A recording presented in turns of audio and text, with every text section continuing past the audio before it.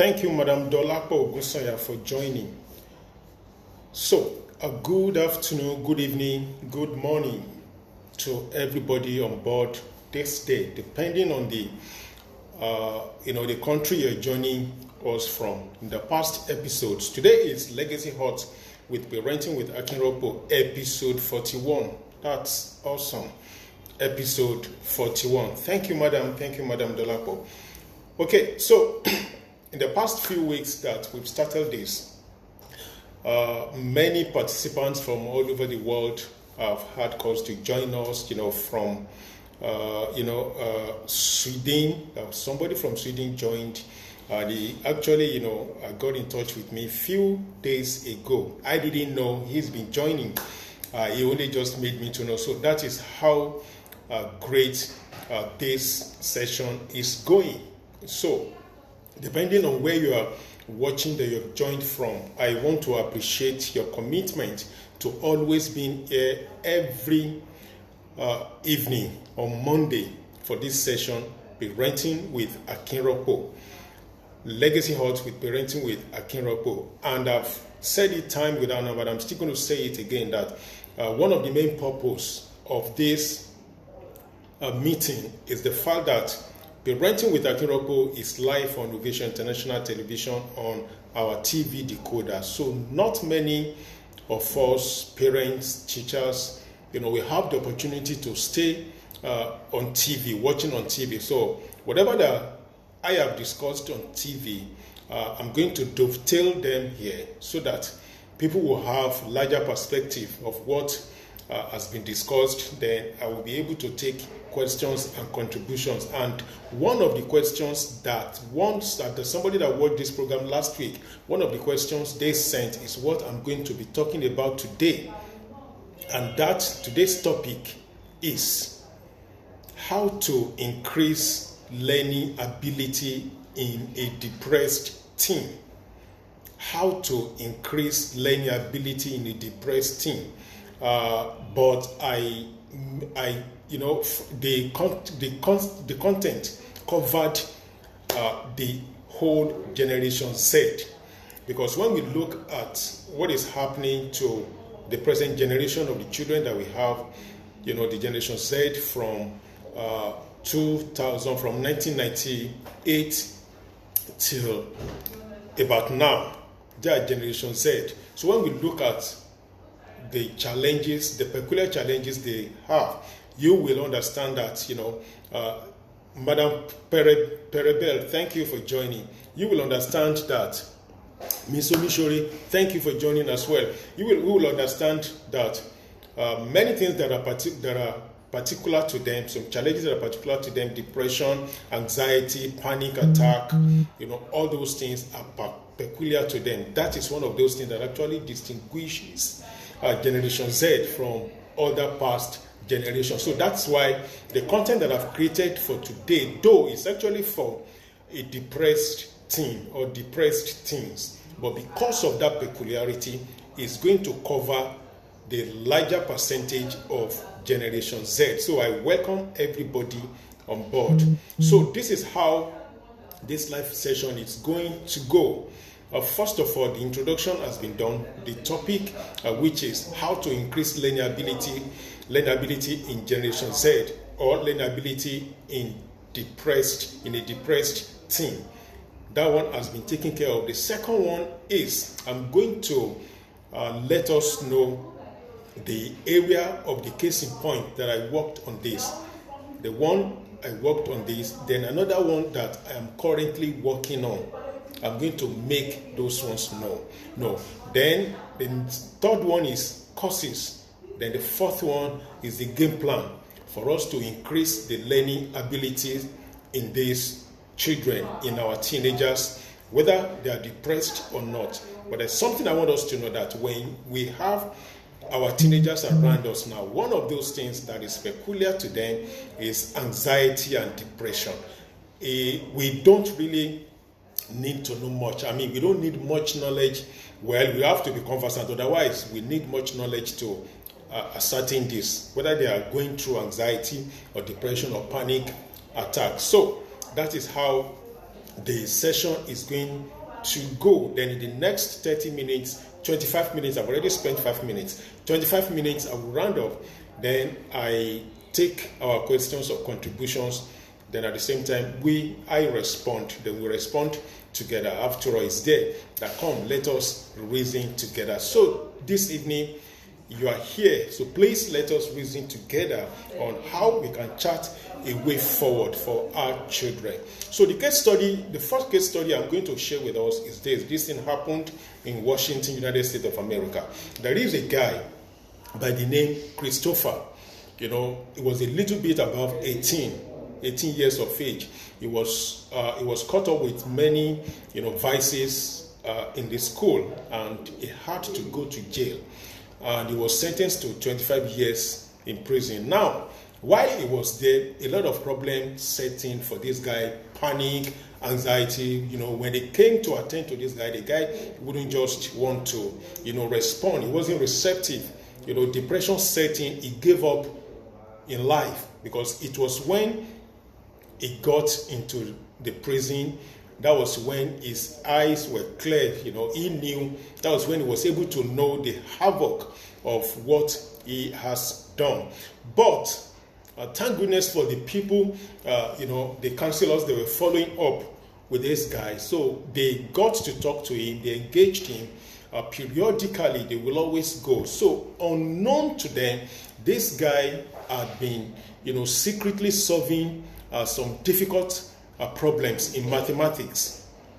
So he was a dropout, at the point when he committed the offense, he was a dropout. So this guy had been solving. So one day he just showed them that this is what he has been doing since they started coming to him, that something has shifted and he's been able to connect, with the reality of life. Everything is taking a new shape for the positive for this guy. So by the time these guys, the counselors, those guys that are following up, when they saw the remarkable positive change in this guy, so they started coming up with more difficult mathematics. And when they asked this guy, why did you choose mathematics? The guy said, because of what he did that made him to be an inmate in the prison, that he wanted to use the same knowledge to correct the anomaly. Please, let's pay attention to that. He said he wanted to use the same knowledge, the same zeal, the same energy, the same enthusiasm that he deployed,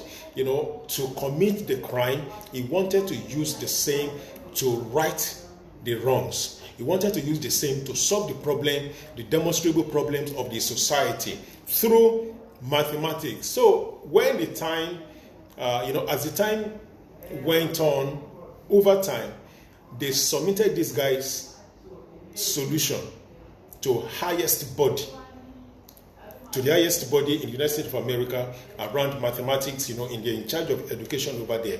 So when that was done, this guy, on the basis of that, the guy's term was commuted. Instead of 25, brought down to about 7-10 years because of what that guy, because they discover if this guy comes out now from the prison, he will be able to do great things. Here is a guy that had practically given up on life. But thank goodness, because of those guys that are doing the follow-up. So this guy was able to come back, right? He was jailed. He was depressed. Anxiety setting, panic attack setting. He took to more vices because he believed that having been an inmate in the prison, what left for him? But because of those people that were doing the follow-up, he was able to come back to his life. Now, concerning the one I am undertaking right now, in the Prison Fellowship of Nigeria, I'm a member of them. So, in one of the outreaches, we go to visit them. We have many of these teenagers in that place. Many of them are in that place. And when you look at what brought them or what led them to them being in this place, because of the knowledge of the guy in Washington, that Christopher, because of the knowledge of the case in point that I came across through my daily research, that helped me to actually know, to diagnose what these particular guys, are going through. And one of them is responding positively because of the template that is working for that guy in the US. The same is working there. The only difference there is we need to like double, our effort in making sure that this guy in Nigeria turned out well, because here in Nigeria, the prison service in Nigeria can't be compared to that one that we have in the United States of America. So much facilities for them. But here, no much facilities that can be compared to those great ones that they have in the United States of America. But goodness, thank God this guy is responding very well. So what are those things that we did that made this guy to be responding effectively? So when this woman called me last week concerning her son in the university, the guy wanted to the guy was at the verge of giving up. He wanted to run away. He wanted to run away from home, but he dared not do that while he was with his mom, with his parents. So the only option for him was just to run away from the school. But thank God somebody hinted the parent that this is what this guy has been going through. The whole education, the whole study, mean nothing to this guy again. He had told his friends, he had confided in them that he's not going back home, and at the same time, he will not stay in the school because of the depressing mood, because of the challenges the guy is facing. But meanwhile, the parent, when I engaged this woman, we got talking and a lot of things were revealed, meaning that the parent had not been paying attention to this guy problem. The guy did not, the depressing mood, the anxiety did not just, drop on this guy while he's in the university. This thing had started from home, but unknown to this woman. So when the woman called me, she actually permitted me, but of course I won't mention the name. She permitted me to share this today in this episode. So when we were talking, so she made me to understand a lot of things that she didn't do right? And we put a call across to this guy, and the guy explained everything, the mood, how he got into this, many things that happened to him unknown to his parents, and at the same time many things that he ignorantly went into. And at the point in time when he went into this, many disciplines, punishments, not discipline now, were meted against this guy in the school. Then at the point he said that he could not meet up with this punishment again, that everything just, it got stuck, and it's serving the punishment at the same time it's concentrating. So there is no alignment for that. The only way that could make him to escape the punishment was just to run away from school, right? But I spoke with this guy, and we're still going to meet one-on-one. But even as at yesterday, the guy called me that he's jettisoned. He hasn't finally jettisoned, that he's thinking positively of not going out of school again, because he believed that what we have run him through, that is going to work. So how many of us parents have our teenagers in a depressing mood? How many of us parents have this problem of anxiety, the problem of panic attack? You see, we don't need to think further before we know, especially here in Nigeria, that our teenagers are going through stuff. They are going through stuff because of the peculiarity of their life. I call them epic generation. They are experiential, then they are participatory. They want to participate in everything, and they are image driven. And that's why you see them on social media all the time. That's why you see them on TikTok. That's why you see them in many of these apps, because they are image and picture driven, right? Then the last one, which is C, that C stands for connected. They like to connect. And this connection they were talking, that I am talking about now, they are not getting this connection, from us parents. They are not getting the connection from teachers. Not all of them are getting the connection from teachers. Many of them have interacted with them week in, week out. My life evolves around these guys. When I'm not in the office, I'm in one of the schools around. just playing host. Visiting them. I just sit down with them. Of course, now some of them know me, and at the same time, I go to school, I meet their head teacher. Please permit me, this is what I want to do. And they allow me to go through all those things. Of course, now, whatever report I get from there is not going to be used against the school, right? But I will always let the schools know that these are the things your Generation Z are going through in this school. So I see them, I engage them, and I know greater percentage of them are going through depression. Greater percentage of them are going through panic attack. Larger percentage of them are going through anxiety. Because of all this, the social media, there are this epic generation. Everything they want it at the snap of their finger. Everything they want. They don't want to do some things. They don't want to engage in any physical, service again, because they think that they can Google and get everything. Someone called them Google generation, because they don't need to ask adults about anything that is happening again. They just have the Google around them. That's why I use the word connected. Even when the Google is not available, they have the friends to talk to. Not many of these generations talk to their parents about something that is bothering their life. Not many of them. We need to crack the nut for us to be able to make our children get to talk to us. This wasn't me about 5 years ago. My children, especially my daughter, the elder, didn't always want to talk, because I didn't know how to crack the nut, how to really connect with her, until something happened, and she was the one that put it forward, and I knew the best moment to connect with this girl, for her to talk her heart out to me.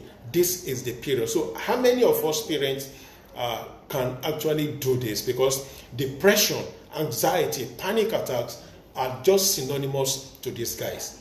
So when we see a lot of them exhibiting a greater level of symbols of depression, it is almost late before we begin to know this. Just like this, my client that called me last week, almost, but thank God for the friends of this guy that called the mom, that this is what this guy is about to do. And at the same time, the topic on the episode on that Ovation International Television came in at the right time: how to broach mental talk with your children.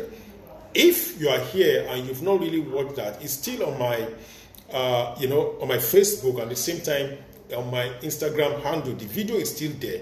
You can still watch it, how to broach mental talk. Many of us don't know how to broach mental talk because we didn't know. They didn't tell us. Nobody taught us. And we do respect some of us parents, educators, and we don't at the same time want to learn on how to broach mental talk with these guys. There are some words that we must not use, because immediately they see us, they hear us use that word, the next thing that comes to their mind is, this my teacher, this my dad, my mom is coming with a kind of mind that had prejudged me. So they freeze up. They're not going to say anything again. So if you haven't watched it, please go and watch that. So in order for us not to come late in attacking this depression and anxiety panic attack in the life of our children, this particular message is for us. And one of the causes, I'm going to mention two. One of these causes is all what we know: social media. Social media is available everywhere. Then the second cause is inability of parents, inability of teachers, inability of handlers, educators to know the time to connect with these children, with these teenagers. Those are the two. About 5 I have, but these are the two I'm sharing now. The availability of social media, everybody knows that. Then, the smartphone, other devices, right? iPod, all those things like that. Then the second one is inability of us teachers, inability of parents, inability of counselors to know when to connect with them. I have been to schools. In the last 2 months, I've been to 10 schools already here. But I'm not impressed with the state of things that I've found there, especially with the counselors. I'm sorry I'm saying this. I need to open up so that many of us school owners, we must know how to train and retrain our counselors. Some counselors, when these teenagers see them, they don't open up. They've just been looking at counselors like this because counselors, some of them are already come up with this prejudged mind, predetermined mind. They've defined what is going on in the life of that child, in the life of that teenager, by the definition of their own mindset, by the definition of their own culture, the way they were brought up. So when they see certain behavior in a child, in a teenager, they've prejudged and they've concluded. So you will not see teenagers like that opening up. And there are some teachers, some teachers and counselors as well, they can't keep secret. These are the things that these students have opened up to me, that I know what is happening. Because at times they confided in a teacher, in a counselor. Before you know it, on the assembly the following day, that thing becomes another session. They begin to speak in parable. But meanwhile, they are actually, they derived their content for that money because of what they were privileged to know. And when you see all those teenagers, the students hear their situation, their story being shared on the assembly, how do you want those children to continue to believe in the policy of that school, to continue to believe in the arrangement, in the knowledge, in the capacity of that counselor? So those are the things we need to watch out for. Now, the solution. What is the game plan? How can we really help our children, our teenagers that are actually going through the moment of depression, moment of anxiety, moment of panic attack, to the extent of jettisoning what education, the quality of education is all about, to the point of even giving up in life? What are we going to do? How can we handle this? This is what I want to do now. So please pay attention. The first one that I've written out here that we must do is we must be able to communicate to them both high belief and high expectation. We must be able to communicate with them high belief and high expectation. What do I mean by high belief and high expectation? The only thing that can actually change the mind of a teenager is when you paint the picture of the future for them. Many of us adults have given up. But these children, they've not given up on themselves. They've not given up on themselves. They are still connecting. They still believe so much. Regardless of what is happening in the country Nigeria, regardless of what is happening in the country of Nigeria, these teenagers still believe so much in them. They still believe that they can think. They still believe that they can bring up solution, right? Last week, was it last week or 2 weeks ago? That's why I made mention that for you to know that these teenagers have something in their head. This is what I've done before, right? Pack about 50 teenagers in a hall and ask them that when they finish their school, how many of them want to stay in Nigeria to pursue their education? Then how many of them want to take the opportunity of studying abroad? They will tell you almost 99% of them, even those that believe that even their parents don't have the capacity, neither do they have the intelligence capacity, to win the scholarship. Almost every one of them will raise their hand so that, please, I want to leave this country, Nigeria, right? And you ask them why, they will tell you, because what I have inside of me will be given unhindered expression right? So that goes to say these guys have something in their head. But the problem with us is our learning method. Sometimes ago on this line, on this live session as well, I spoke about two learning methods that meant that one learning method that we use, I have two that I came across them of these two during the research. One of them is prescriptive method of learning. One is descriptive method of learning. Prescriptive method of learning is what is actually, what is more available to many of us school owners, to many of us parents as well. Meaning that we engage the learners and we present the solutions to them. We show them the steps of the solution and we want them to go through that steps. When they don't go through that steps, we fail them. That is prescriptive learning method. That will only achieve instant results. And that's where you see some of them coming out first, getting distinctions, getting awards. Then after the awards, what comes? They don't get to do anything with it again. But descriptive method of learning is engage the learners, present the problems to them, then let them think of the solution, then guide them. When we do that, we are teaching them ownership. They own their own. And there is this joy when you own your own. Oh, this is the solution that came up from me. When you own your own, you have this a massive joy from there. So those are the things that we do that has not allowed these children to come out of depression, to come out of anxiety, and at the same time that I want our eyes, to get to see, to be open unto now. So one of them that I've said is communicate both high expectations and high belief on them. This is what I wrote here. Now, this is a research. This is a result of a research. Psychological research shows that students need a leader. They need a parent. They need an educator or educators. They need school owners who has high expectations of them. That is demanding of them. But also who expresses personal belief. When we express personal belief for these guys, we are supporting them. Then they can succeed.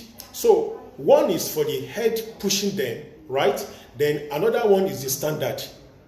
When we set the high expectations for them, we are supporting them and we are monitoring the standard with them. So when we do that, we are lifting them up.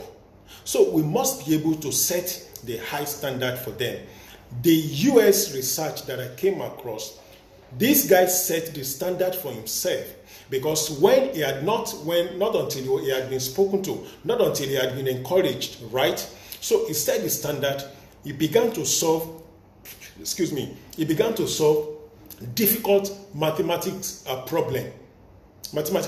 He began to solve them, right? So once he solved one, he got encouraged, the power, the positive energy increased in him, then he solved more difficult ones. That is high expectations. And the handlers kept pushing because the guy felt he could fit in. But when he had been spoken to, by qualified and seasoned counselors, when he's been spoken to, he believed that he did not need to fit in, but to stand out. Because they've communicated to this guy high expectations. At the same time, I've communicated to this guy in Nigeria high expectation, because a lot of things I see in the society made the guy to believe that he could do something, right? So the second one is we tell them the stories of those people, of those kids back in the days, even right now, that are still struggling with stressors. We have some people that are struggling with stressors. They overgrew it, they grew over it, and they came up with solutions to the problem of the society. Right? How did these people overcome the stress, the anxiety, the depression, and the panic attack? Let's begin to tell them the stories. It's possible that we have limited encounters, especially here in Nigeria, because not many of the people that we see today in the limelight, not many of them, has given us the story of their childhood. That is another area that we are digging deep into. To know many people that they've made it now in Nigeria, we are investing in them. We are investing in unraveling their childhood memories, childhood experiences. Who inspired these people when they were young? We are investing in that. And how did I come about investing in that? Until I came across, a book. The book is Cradles of Eminence. The Cradles of Eminence talked about the childhood experiences of about 700 famous men and women in the world. You can write the book down.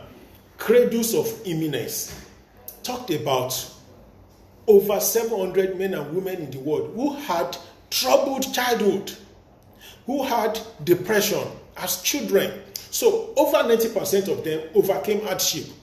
It's a pattern. So when we study the pattern of their success, we'll be able to give these children the story, because one of those things that is killing these guys is, they believe that everyone that has risen to the top of leadership here in Nigeria, or that has made it in Nigeria, the stories they know is the story of maybe they either, made the money through dubious way, or they were just lucky. Two reasons that these guys, the teenagers that we have now, that they believe that the people they see now. So we need to create another story, positive experience for them to believe.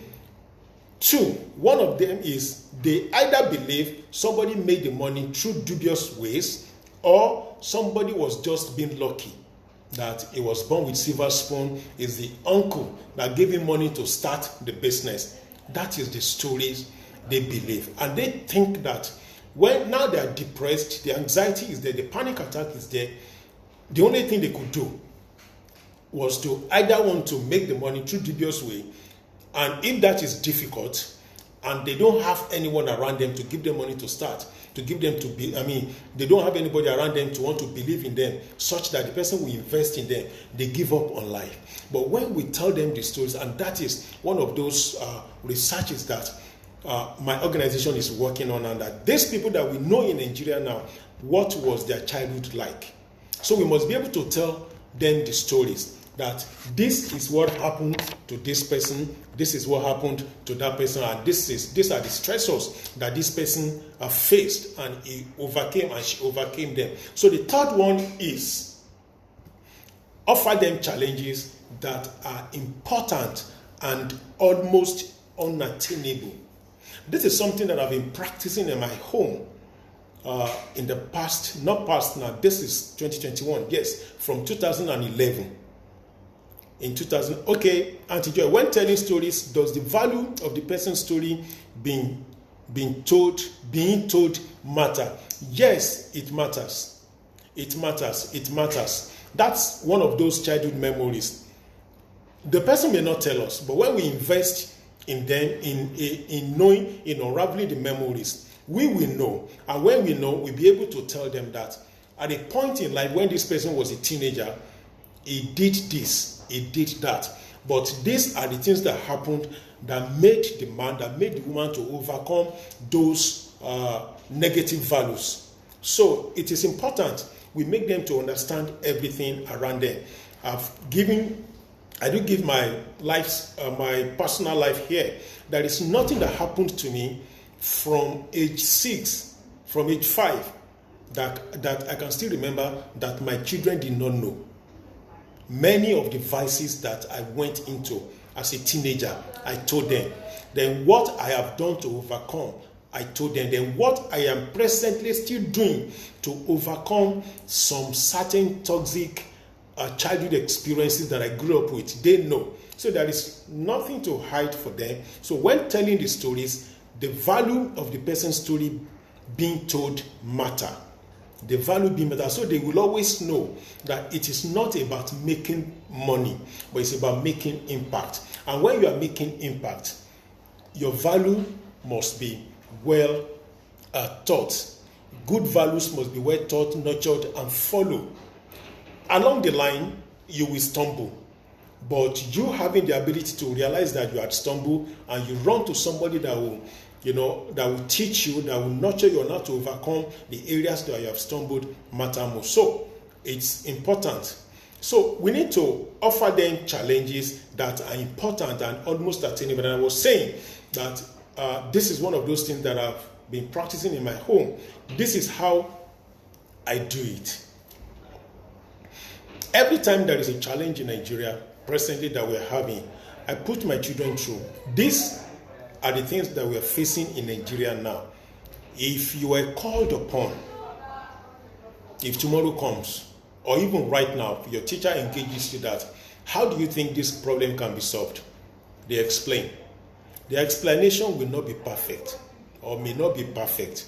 But the problem that the parents have, the teachers have done so far, some teachers, I'm not saying all the teachers now, then some parents have done so far, is to shut these guys down. When we shut them down, we cause problem. Many problems, we cause it for them. So when they offer those points now, the solution, the necessary thing for us to do is just to put them through. That this, like this guy in the US did, Christopher. They kept giving him problems that are highly above him. But this guy kept solving the problem. Those problems, they are almost unattainable.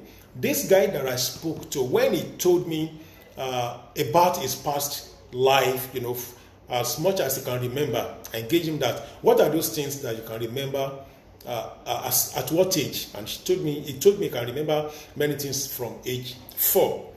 By the time he explained all those things to me, I knew where the problem came from. And I asked him, if you were to write a letter to your old self, what would be the content of that letter to your old self? If you are to write a letter to your old self when you were age 7, when you were age 10, when you were age 12, what would you do? He wrote them. And I said, so now, what is the difference? How do you want to correct this? Now, do me another one. This is part of those things that I engaged with the guy. The guy knew, while the guy was talking to me, the guy said, a lot of things that he thought of, that he's still thinking of, are unattainable. I said, exactly. Those things that are unattainable, they are the things that makes the difference. When these guys, the Zuckerberg and co, when they wanted to do Facebook, it was unattainable. It was unattainable, and it's because it was not unattainable because the conventional school system, even in the US, tilt more on prescriptive method of learning. But those guys believe that with prescriptive method of learning, at the birth of Facebook will not see the light of the day. They had to leave the conventional school to go and embrace descriptive method of learning. They saw the problem, so what they could do is just to focus on the steps, the solution they created themselves. And we have Facebook today, we have Instagram today, we have WhatsApp, we have Twitter, we have all these apps today because they were not following prescriptive method of learning. So descriptive method of learning will give them inroad to solve almost unattainable problems, right? Then the fourth one is we need to inspire them to practice psychological distancing. Psychological distancing. I told this guy, practice psychological distancing. And what is that? Look yourself in the mirror. Give me the vivid description of the person you are seeing in the mirror. Who is that person that you are seeing in the mirror? So advise that person that you are seeing in the mirror on how to become successful in life. And the guy began to talk. It was like, a whole engagement. And I was so happy. After all, it was so draining, but it doesn't really matter as long as the guy is connecting. I told the guy, look at yourself in the mirror. Begin to speak to that person in the mirror. Advise that person in the mirror. So what do you want the guy in the mirror to do? You want the guy in the mirror to follow the advice he has given, the perspective he has given the guy. I said, now, who is the guy in the mirror? He said he himself is the guy in the. So if you are the guy in the mirror, meaning that every advice you have given yourself, you need to make them work. So that is, practical psychological distancing. Speak to the mirror, advise the person in the mirror, and what do you want the person in the mirror to do? What do you want the person in the mirror to achieve? So these are the ways out that I am able to share with us today. Don't forget, the topic is how to increase learning ability in a depressed teenager. At the same time, in a depressed kid. You have some kids that are equally depressed, but it takes the knowledge for parents and educators to know that these children are going through anxiety, depression, and panic attack in life. So when we look at those things, the challenge of them losing value of education, the challenge of them wanting to drop out of class, will be minimal, because there are some other challenges there. But the one that we can handle as parents and educators, let us focus on them. Don't forget, number one, on how to increase the learning ability of Generation Z, how to increase the learning ability of depressed teenagers. Number one is communicate both high expectations and high belief in them. Let them know. High expectation, that what is it that you want to solve, and give them a higher one. And at the same time, when you give them when you support the high expectation with the policy of high belief, that means you are supporting them and you are ready to give it all for them. Then the second one is tell them the stories of other kids who struggled with stresses in life and they overcame it. Tell them the stories. And I said, what inspired me to want to do this is because of the research I was doing, and I came across a book. I've mentioned the book here now, Cradles of Imminence. This is where the stories of about over 700 men and women, their stories are. How they overcome challenges, depression, stresses, how they overcame it. And they are great men and women today in the world. Then the third one is offer them challenges that are important and almost unattainable. Challenges that are almost unattainable. We have some guys present here in the prisons in Nigeria. We have those ones in Nigeria that are writing WAEC. We have some of them that are writing JAMB. We have some of them. It's because of the belief system that the people, the handlers, are giving them. Then the last one, inspire them to practice psychological distancing. What is psychological distancing? It's what the researchers, the psychology, and the psychologists have come up with. Look yourself in the mirror and advise that person in the mirror. What would you want that person in the mirror to do? That is what psychological distancing is all about. So when a teenager begins to see himself there, you speak every day. Speak to yourself in the mirror. Advise that person in the mirror. That thing will change their psyche. And they begin to think in a more positive way. There is no way depressing mood, anxiety can have a way around them. So that is what I have for today. Thank you. Thanks for sharing. I'm learning. Great, Madam Perebel. Thank you. Mrs. Adiola Omishore, I appreciate you for always being here. Thank you. Auntie Joy, a great woman. Thank you for always being there. I'm sure you know much about this counseling thing, with teenagers, a lot of things that we need to do right. So I appreciate everybody who's on board. Madam Adigwe Ife, thank you. Uncle Sele, thank you once again. Farmer of Wall Street joined. Thank you. I appreciate everybody. Adura Migba, Theoth Lawrence. Thank you, madam. Thanks for joining. I appreciate you. Greatness. Thank you for joining, everybody. So, if there is any question or contribution, this is still going to be here for a while. So, I'm going to post it. I'm going to leave it here. Send your questions, then your contributions. I will read all of them. If there is any one of us, that has come up now, can actually respond to many of these questions. If by now there's no question again, we have to draw the curtains on today's episode. It is episode 41 of Legacy Hut with Parenting with Akinropo. Please don't forget, subscribe to my YouTube channel. You can just click my bio. My YouTube channel is on my bio. Just click and subscribe. It takes nothing to subscribe, just more than maybe 1 or 2 seconds. Then you are there, so that you'll be able to have access to some of my learning materials that I share almost every day. And at the same time, don't forget to connect. Please do remember to connect with me on Ovation International Television on our TV decoder. The episode is aired 3 times on Wednesday, 3 times on Friday, and 3 times on Sunday. Thank God for that. It's through this episode that was aired Friday last week that this woman saw and was able to connect for us to know what she's been battling with her son in university. So thank you everyone that has been here today. I appreciate you. See you next week, same time, same channel.